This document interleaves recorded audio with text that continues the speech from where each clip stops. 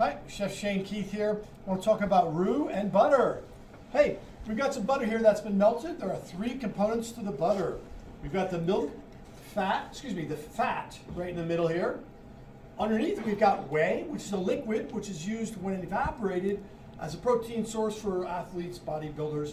And then on the top, we can get a little shot at the top there. There's some white chunks. That's called the milk fat solids. That's the part of the butter that burns when you put some butter in a frying pan. That's what burns. What sizzles is the liquid whey here. We're going to use the fat only to make roux. Roux is a thickening agent, spelled R-O-U-X.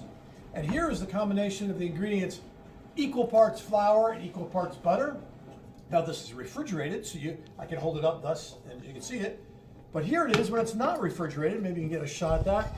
It's equal parts flour and equal parts butter fat only.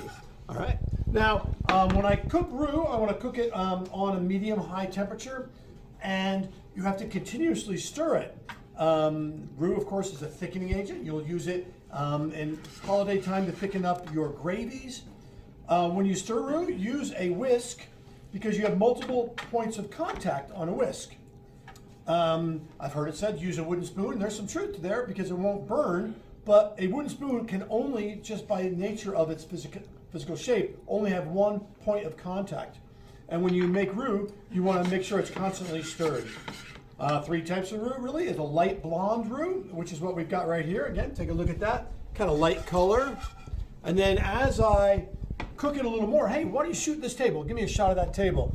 Gets this color, which is called a medium roux. And eventually it's going to become quite dark, just a really beautiful dark brown, and that's a Cajun roux or a dark roux.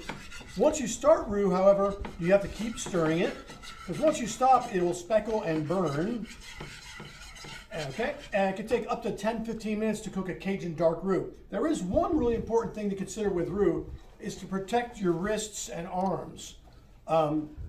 Because when roux splats, it's coming in over 200, 300, 400 degrees. So often I will recommend a student uses an oven mitt. These are Nomex, which is a fireproof material used by firefighters. So I can just sit here and stir over and over. And roux, as you cook it, its consistency will change. I think I've covered it a lot. Roux is used to thicken, equal parts butter and flour.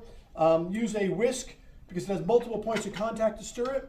Oh, lastly, make sure you use an aluminum or steel pan. Don't use nonstick. Because if you're using a non-stick pan and you're scraping it with a whisk, you've got some like forever chemicals going in your food. It's not a good deal. Anyway, that's all I got to say about roux. Thanks for watching.